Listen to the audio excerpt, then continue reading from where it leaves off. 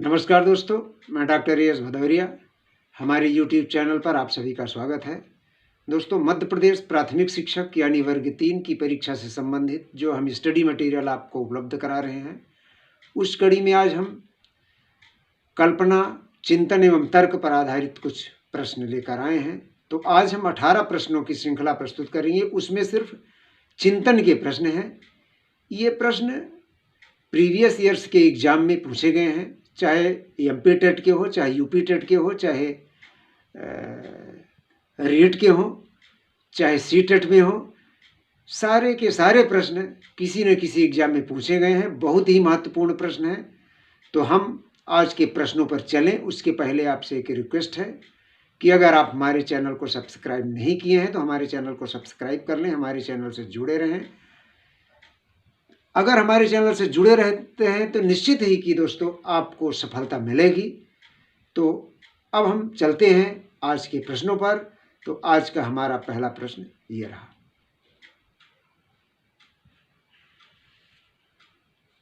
चिंतन प्रक्रिया का पहला सोपान है, यानी जो चिंतन की प्रक्रिया होती है तो जो शुरू होती है वो समस्या से शुरू होती है।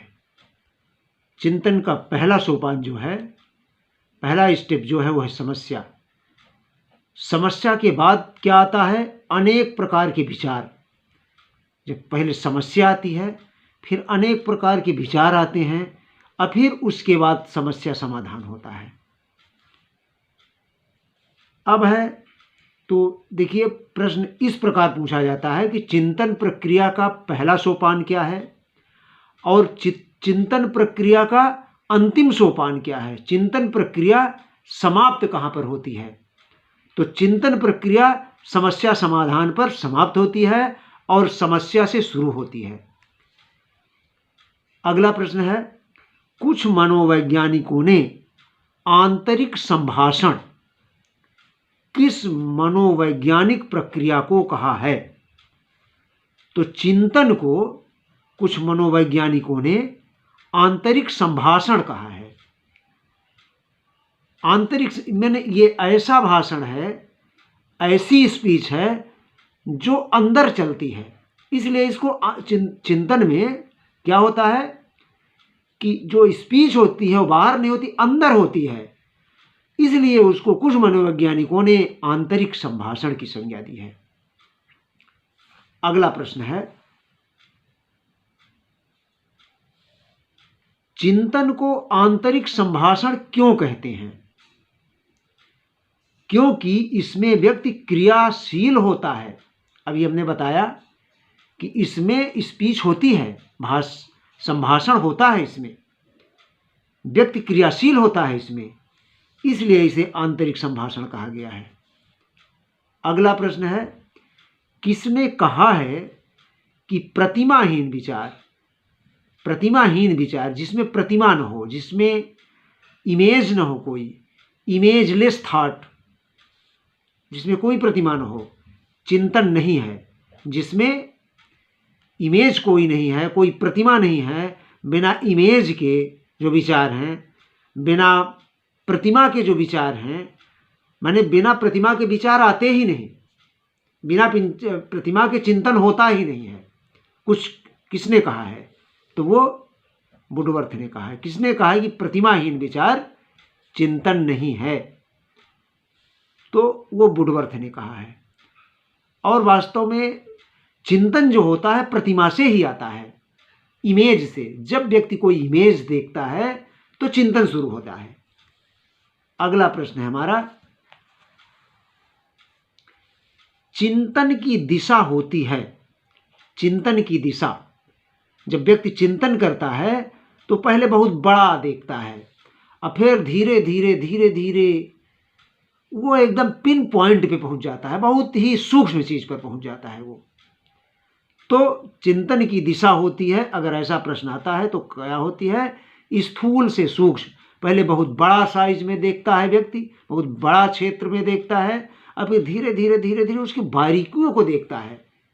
पहले बारीकियां नहीं दिखती हैं, पहले कोई चीज स्थूल दिखती है, कोई प्रतिमा बड़ी स्थूल दिखती है, और फिर उसमें बारीकी, छोटी छोटी चीजें भी उसमें दिखने लगती है। अगला प्रश्न है, किस मनोवैज्ञानिक प्रक्रिया में तर्क की प्रधानता होती है? तो वो है चिंतन। चिंतन जो प्रक्रिया होती है इसमें तर्क की प्रधानता होती है। बिना माने कि चिंतन में तर्क प्रधान होता है। अगला प्रश्न, चिंतन प्रक्रिया में समस्या समाधान की दिशा में प्रयत्न एवं भूल की प्रक्रिया रहती है। हाँ, बिल्कुल सही है। चिंतन प्रक्रिया जो होती है, चिंतन प्रक्रिया में जब व्यक्ति समस्या समाधान कर रहा होता है, व्यक्ति समस्या समाधान की दिशा में कार्य करता है, तो प्रयत्न एवं भूल की प्रक्रिया होती है। व्यक्ति पहले प्रयास करता है, फिर भूलता है, फिर दूसरी चीज़ों पर वो करता है, माने कई चीज़ें उसमें दिमाग में प्रयत्न एवं भूल की प्रक्रिया रहती है। इसमें कल्पना में प्रयत्न एवं भूल का अभाव होता है। देखिए, चिंतन में प्रयत्न एवं भूल की प्रक्रिया रहती है, लेकिन कल्पना में प्रयत्न एवं भूल का अभाव होता है। अगला प्रश्न है, कल्पना में व्यक्ति देखिए प्रयत्न एवं भूल नहीं करता, कल्पना करता रहता है, लेकिन जहां चिंतन होता है वहां व्यक्ति पहले ये चीज सोचता है, फिर सोचता है कि इसमें शायद कुछ भूल की गुंजाइश है क्या, कुछ गलती है क्या, तो फिर दूसरी तरह से सोचता है। चिंतन में ऐसा होता है। अब है, भाषा चिंतन पर आधारित होती है। भाषा चिंतन पर आधारित होती है, किसने कहा है? तो जीन पियाजे ने कहा है। भाषा चिंतन पर आधारित होती है। चिंतन क्या है? तो प्रतीकों का प्रयोग है, जो सिंबल है, जो प्रतिमा है, उसका प्रयोग है चिंतन। चिंतन प्रक्रिया में सबसे कम महत्वपूर्ण क्या है?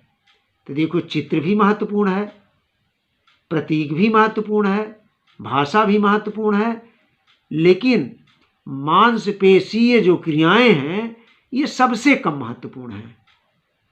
चिंतन प्रक्रिया में मांसपेशियों का कोई रोल नहीं होता है। चित्र का रोल होता है, प्रतीक का रोल होता है, भाषा का रोल होता है, लेकिन मांसपेशियों का रोल चिंतन प्रक्रिया में नहीं होता है।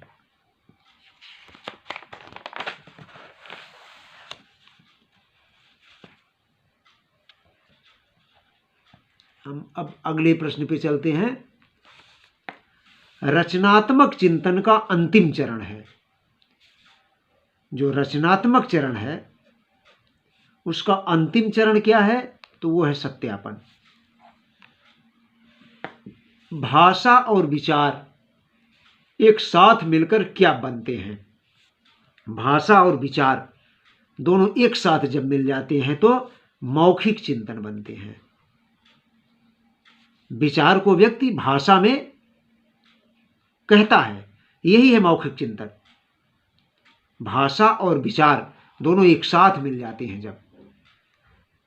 अगला प्रश्न है, धीमे सीखने वाले विद्यार्थी जो स्लो लर्नर होते हैं में क्या अमूर्त चिंतन संभव है?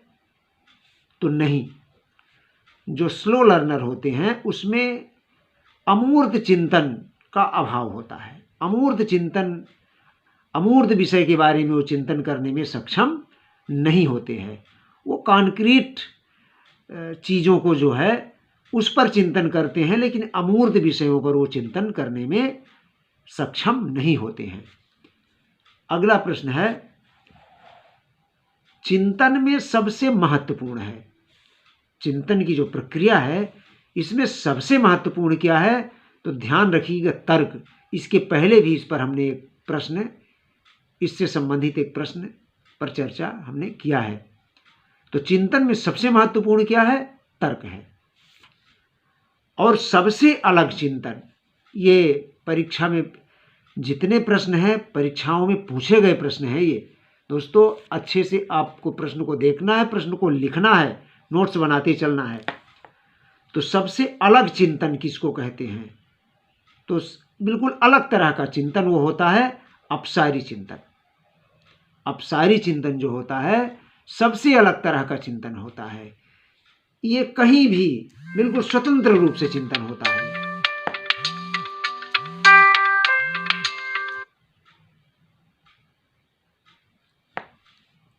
ये बिल्कुल अलग चिंतन, सबसे अलग चिंतन। अगर बात इस तरह का प्रश्न आता है तो लिखेंगे अपसारी चिंतन।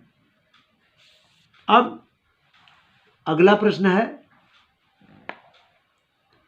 एक छात्र बहुत ज़्यादा सृजनशील है, क्रिएटिव है, उसमें कैसा चिंतन है? तो बिल्कुल उसमें अलग चिंतन है या अपसारी चिंतन है।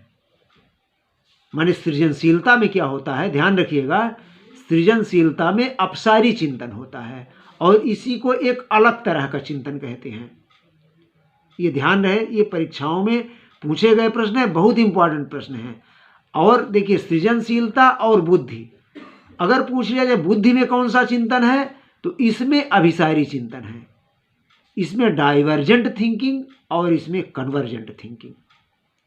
ये ध्यान रखिएगा, बहुत ही महत्वपूर्ण प्रश्न है। अब अगला प्रश्न है, निम्न में क्या सत्य है? निम्न में क्या, ऐसे भी प्रश्न आते हैं और एक चीज, एक विकल्प इसमें एक बिल्कुल अलग तरह का दे दिया इससे, और उसमें प्रश्न पूछ लेता है कि निम्न में क्या सत्य नहीं है। तो हम पहले सत्य को जान जाएं तो फिर हम असत्य को जान लेंगे। भाषा से चिंतन प्रभावित होता है, बिल्कुल सत्य है। चिंतन से भाषा प्रभावित होती है, बिल्कुल सही, दोनों सही है। भाषा से चिंतन प्रभावित होता है और चिंतन से भाषा प्रभावित होती है। ज्ञान वृद्धि से चिंतन में विकास होता है। जिस व्यक्ति के पास जितना ज़्यादा ज्ञान होगा, चिंतन उसका उतना अच्छा होगा।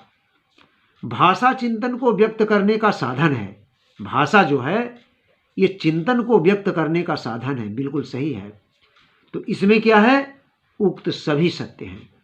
तो दोस्तों, आज हम 18 प्रश्नों की श्रृंखला आपके समक्ष हमने प्रस्तुत किया है। दोस्तों, अच्छे से आपको नोट्स तैयार करना है। हमारे सारे वीडियोज आपको देखने हैं। इसके पहले भी हमने वीडियोज को अपलोड किया है। आज ये हमारा 20वां वीडियोज है। मध्य प्रदेश प्राथमिक शिक्षक वर्ग 3 के दिशा में जो हम तैयारी करा रहे हैं, उससे संबंधित आज 20वां वीडियो है। ये सारे वीडियोज प्लेलिस्ट में आपको मिलेंगे। इसके आगे भी जो वीडियो बनाए जाएंगे उसको भी आप, और जो अभी तक अपलोड है उसको भी आप पूरी तल्लीनता से देखेंगे और नोट्स तैयार करेंगे। निश्चित है कि जो साइकोलॉजिकल पोर्शन है उसमें से सारे प्रश्न, 30 प्रश्न इसमें से आपको मिलेंगे। ये मेरी गारंटी है, मेरा दावा है। तो इसी के साथ दोस्तों, थैंक यू सो मच।